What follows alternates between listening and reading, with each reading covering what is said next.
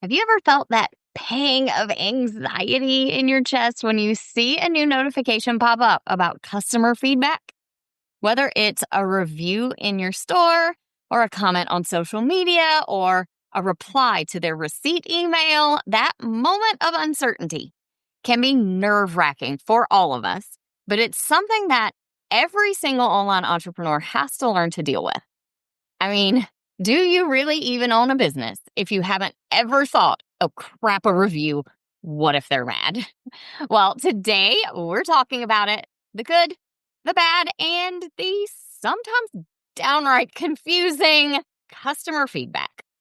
Just like any other part of your business, feedback can put us on a whole roller coaster of emotions, but it's an important part of growing your business. So today we're going to talk about how to handle it without losing your mind. From accepting that negative feedback is a normal part of business to strategies for handling it in a healthy way, and even how to turn that cranky review into something valuable for your business. So put your big girl pants on, or guy, and let's talk about dealing with customer feedback. Are you a digital product or course creator selling on platforms like Teachers Pay Teachers, Etsy, or your own website? Ready to grow your business, but not into the kind of constant hustle that leads straight to burnout? Then you're in the right place. Welcome to The Savvy Seller. I'm Kristen Doyle, and I'm here to give you no-fluff tools and strategies that move the needle for your business without burning you out in the process. Things like SEO, no-stress marketing, email list building, automations, and so much more. Let's get started, y'all.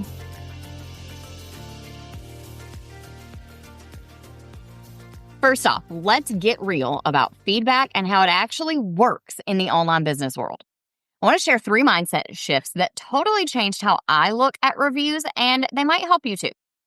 The first mindset shift is that negative feedback is totally normal, and you really should just come to expect it in your business. Average ratings on Amazon range between 3.4 and 4.2 stars, and that's out of 5.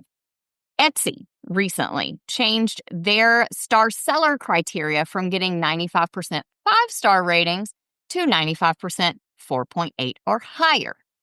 Both of those tell you that we really just should not expect perfection. In fact, customers are actually naturally suspicious of products with only perfect reviews because they will assume that you're either deleting all the negative ones, even if your platform doesn't allow that, or they'll assume maybe you've hired people to write perfect reviews for you. The truth is, even the most successful sellers get negative feedback, and it is just part of business. So shift your mindset around that from, I don't ever want negative feedback, to this is just part of being a business owner. Mindset shift number 2 is that perfection is actually an enemy of growth in a lot of ways. First of all, putting that pressure on yourself to expect perfect reviews creates a ton of unnecessary stress, and it can actually even cause you to miss out on sales from what would be happy customers because you are maybe hesitating to post a product because you're not sure it's going to get great reviews yet, or because you've pulled a product down because it got a negative review and now no one can buy it. Like I said earlier, imperfection in your product reviews actually can make your business seem more trustworthy and make you more relatable. The reality is your product is not right for everyone, and that is absolutely okay. 1 or 2 negative reviews here and there are not going to make the majority of people not buy your product. In my own store, my very best-selling product of all time has almost 13,000 reviews right now. And it still to this day gets a couple of 1 or 2-star reviews every single year. Now, most of those are buyer issues, and I have done everything I can to solve them, from editing the product to creating multiple versions for different software to creating video tutorials, but it still happens. I just get a couple of negative reviews here and there every single year from this product. Which leads me to mindset shift number 3. You have to learn to separate your personal worth from product feedback. I know it is super easy to take feedback personally, especially when we have poured ourselves into the products we create. They feel like a part of us in a lot of ways. But it is really important when you're looking at feedback to distance yourself from that product feedback emotionally and know that that person's feedback on your product doesn't necessarily have anything to do with how they feel about you. It doesn't define your product's value because other people feel completely differently from them. And it certainly doesn't define your value as a person.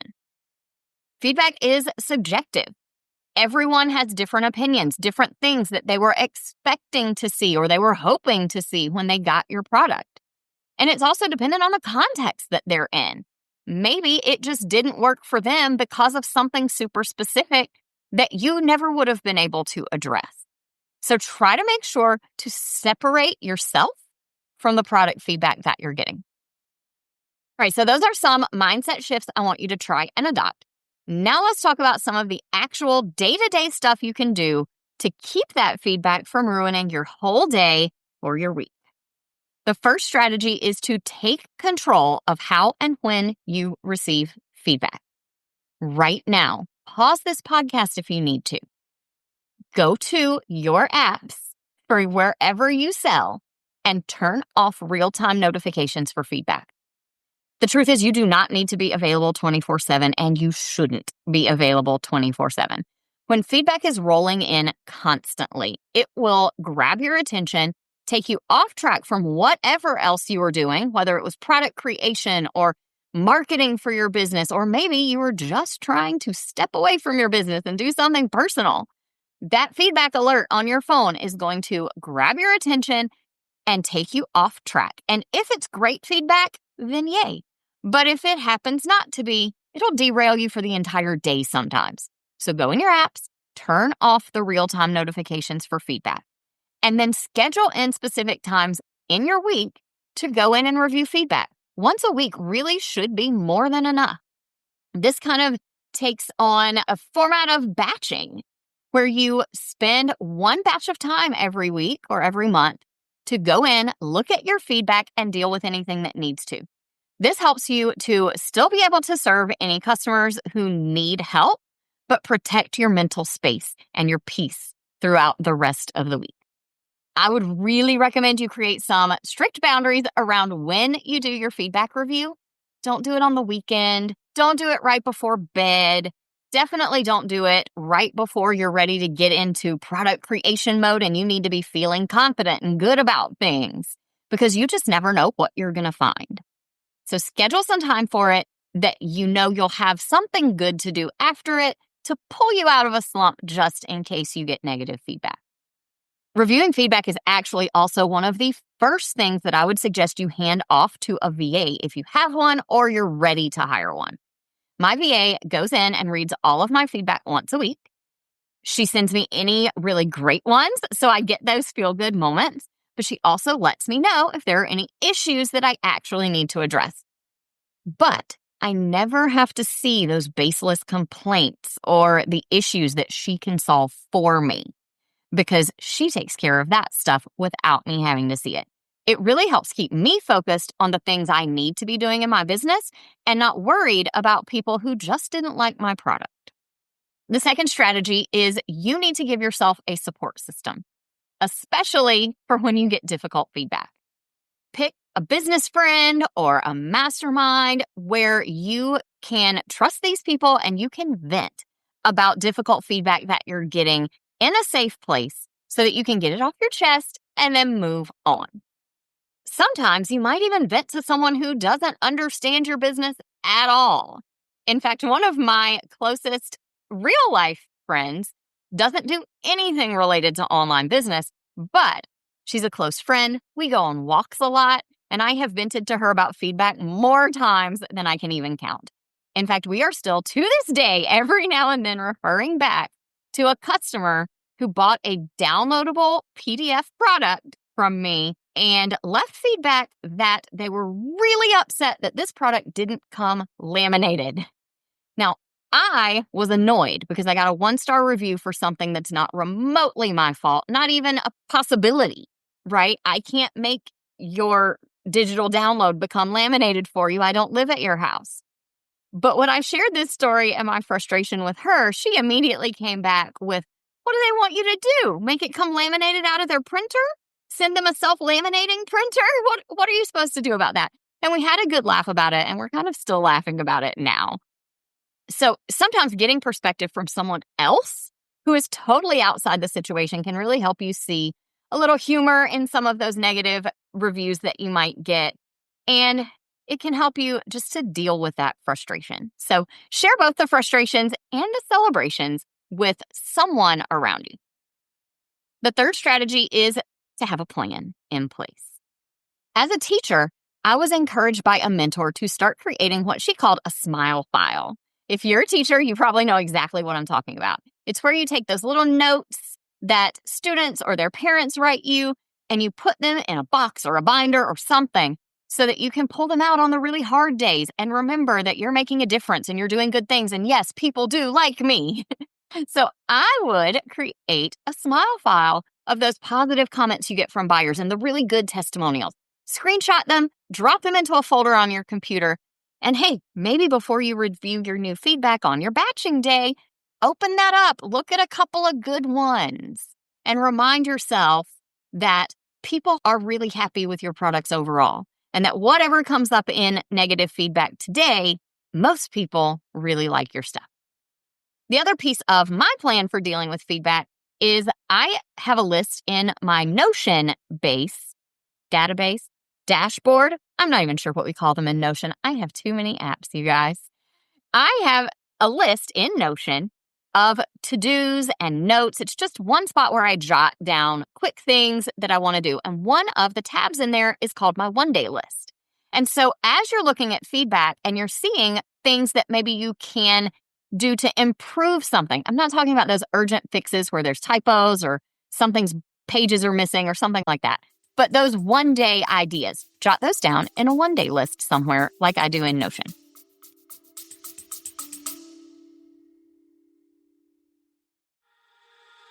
Hey friend, can I be honest with you about something? Your WordPress website needs regular maintenance to stay secure and running smoothly. But I'm guessing you're either too busy to deal with all those updates, or maybe you look at that WordPress dashboard and feel completely overwhelmed by all the technical stuff you're supposed to be doing. I get it. It's a lot. And you know what? You are not alone. I have worked with so many business owners who were in the exact same position, either avoiding those updates altogether, which can lead to some pretty scary security issues, or they were trying to manage everything themselves and running into problems. Here's the thing. You don't have to handle this alone. My WP Care Plan is here to give you total peace of mind about your website. My team and I handle all your updates, security monitoring, and maintenance.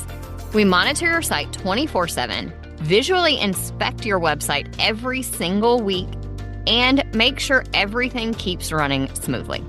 And if anything ever does go wrong, we're on it right away. Let me give you a quick example. Just recently, one of my clients' websites was hacked in the middle of the night. The hackers deleted everything, including the backups on the client's hosting account. But because we were monitoring the site and we had our own secure off-site backups, I was able to boot the hackers out and restore their entire website before the client even knew anything had happened. Instead of waking up to a crisis first thing in the morning, they got an email from me saying, hey, there was an issue, but don't worry, I've already fixed it for you. That's the kind of peace of mind you get with my WP Care Plan. You can stop worrying about your website and focus on what really matters, running your business. Ready to take website maintenance off your plate? Head to kristendoyle.co/care to learn more about my worry-free WordPress care plans and get signed up. Let me take care of your website while you take care of the rest of your business.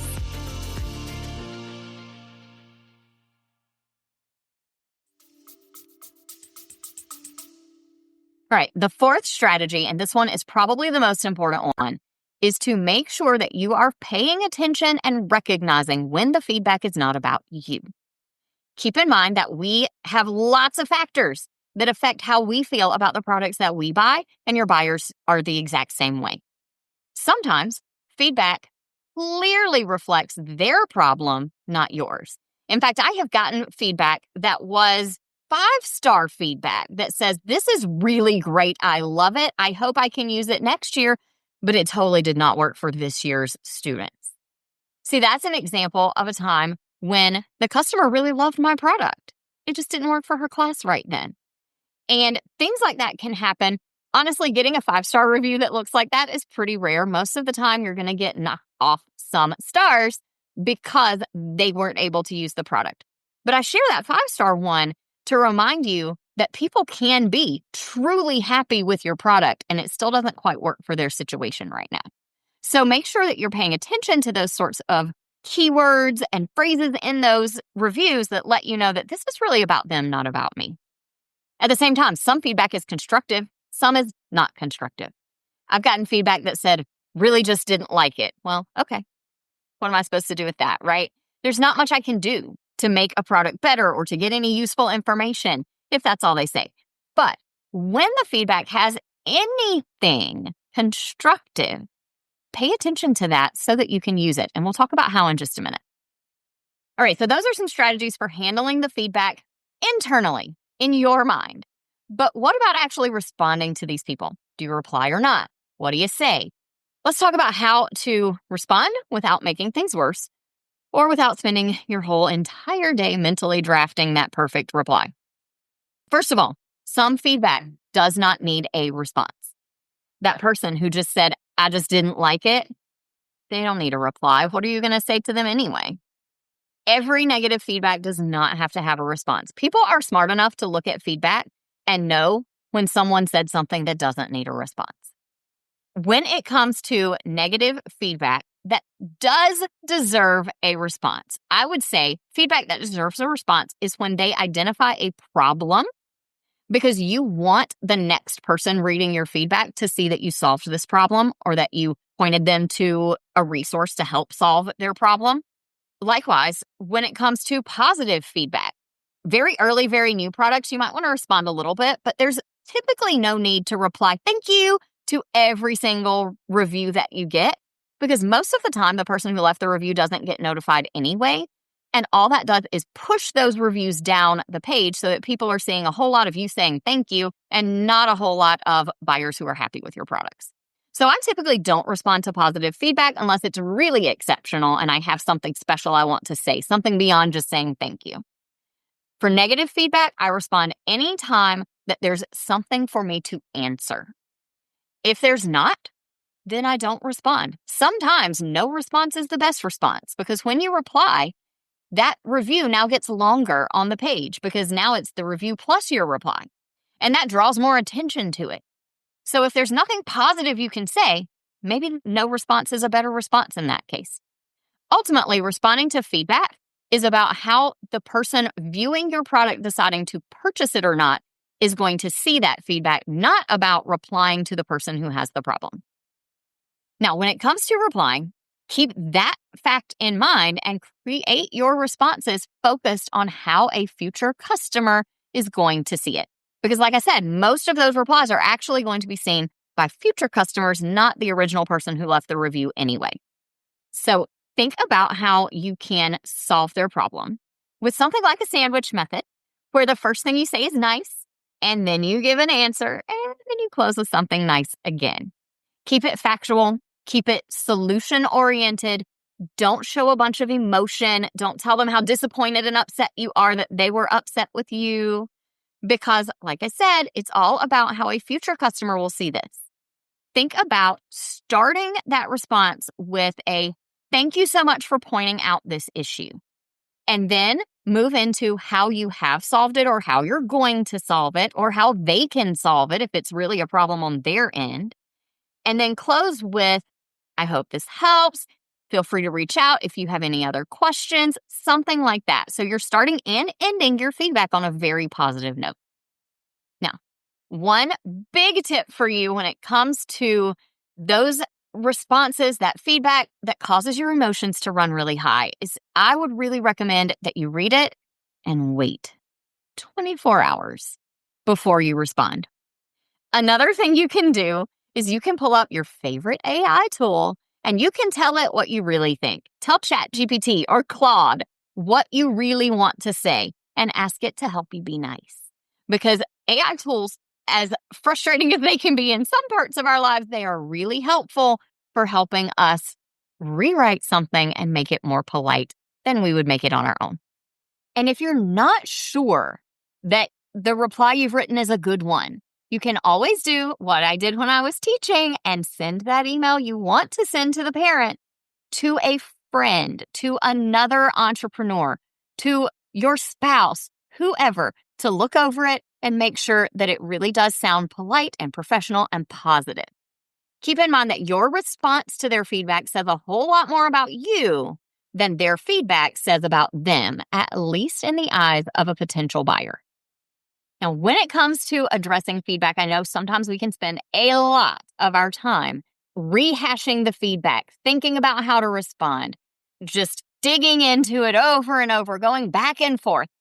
Feedback really should not consume your workday. It is not the most productive use of your time. So, when you get ready to address feedback in those little batching blocks of time, give yourself a time limit. And I would recommend a 2-touch rule. Don't go back and forth on what you're going to say more than twice. Look at it, write something, maybe pause, send it to someone, whatever, revisit it that one time, edit, and send it, and be done. All right, so that is how to deal with feedback when it comes in, but there is a silver lining, even to negative feedback. See, we can actually use all of our feedback to make our business and our products even better. And that's the whole point, right? To have better products so that you get more of the great feedback and less of the bad ones. So when it comes to turning feedback into a good business asset, the biggest thing to do is to look for valuable insights, whether the feedback was positive or negative. I would be looking for patterns in feedback. So do you keep hearing the same thing over and over, whether it's positive or negative? One example in my own business, back to that same product that I told you about, my bestseller with all the reviews. There was a little phase where I was getting a lot of negative feedback on it, and there was a pattern in what the negative feedback said. It was all very similar. So I took that as an opportunity instead of just saying, well, that's your problem. I took that as an opportunity to find a way to make this product better and easier for more people to use. And that has reduced the amount of negative feedback I'm getting. Is it all gone? No, of course not. Like I said, it's going to happen. But I am down to very minimal negative feedback now because I've improved the product. So look for patterns in what you're doing well that you can apply to other products, but also look for patterns in what people complain about so that you can find something to fix. And it might be that the feedback actually helps you to identify a gap in your product lines. Maybe it's something you should add to this product, but maybe it's an opportunity to create something new. There's also a difference between one-off issues and things that are happening over and over. So that is where really looking at those patterns comes in, because if you're seeing something over and over, chances are it's something you need to address. When it comes to the positive feedback that you're getting, make sure that you're showing it off in some strategic places. Show positive testimonials on your website homepage, on sales pages. Add them into your product listings. If you can, use screenshots instead of typing it out, but even typing it out will be helpful for people who maybe don't scroll far enough to see the testimonials, or you have some really great older testimonials that they may never make it to if they're just looking at what's displayed on your page. You can also create carousels of testimonials to post on your social media, share them in emails about your products. So make sure that you are taking that positive feedback and using it to grow your business. All right, I know this might seem like a lot, but you really don't have to do everything all at once. Let me give you 3 super simple things that you can actually do this week to start getting a handle on the feedback situation. Number 1, review your notification settings. Check all the platforms where you get feedback and adjust your settings so that you are not being notified in real time about every single feedback that you get. Maybe there is a way to batch your notifications, or to have it only send them at certain times, or you can just turn it off completely. When it comes to those emails that you get about customer feedback, you can either create an automation to send them all to a certain folder in your email so that you can just review them all at one time when you're ready, or you can turn those notifications off in your sales platforms as well. Number 2 is to set up a system and a plan. So create that smile file with some of your best reviews. Start a one-day list in whatever tool you're using to manage all of your tasks, Notion, Trello, ClickUp, whatever you like. And go ahead and draft out some templated responses for common feedback that you get. Check and see if your platform allows you to save those replies. I know Teachers Pay Teachers is allowing that now. You can even save replies in Instagram DMs so that you don't have to rewrite things over and over. And then your third action step for today is to pick one piece of feedback from something recent that you've gotten that you're actually going to implement. Pick something small, a tiny improvement you can make this week to make one of your products better, and then let your customers know that you've improved your product. All right, that's it for today. I hope that this episode has given you a new perspective on even the negative feedback so that you're starting to see it as something you can use to help make your business better, and that you've learned some strategies for how to deal with it mentally and emotionally as well. And you know what? I bet you have another friend who struggles with feedback too. We all do. So screenshot this episode and share it with them. Sometimes just knowing we're not alone can make a huge difference. Tag me if you share it on social at KristenDoyle.co and let me know what action step you're taking this week. Talk to you soon. If you loved today's episode and want more where that came from, check out my Everything page. It's your one-stop shop for all things savvy selling. From free resources and templates to full courses and coaching, you'll find everything I offer to help your business shine in one handy place. You can also get all the details about my web design and WordPress maintenance services to keep your website as polished and savvy as your products. Just head over to KristenDoyle.co/everything, or you can find the link in this episode's show notes. See you in the next episode of The Savvy Seller.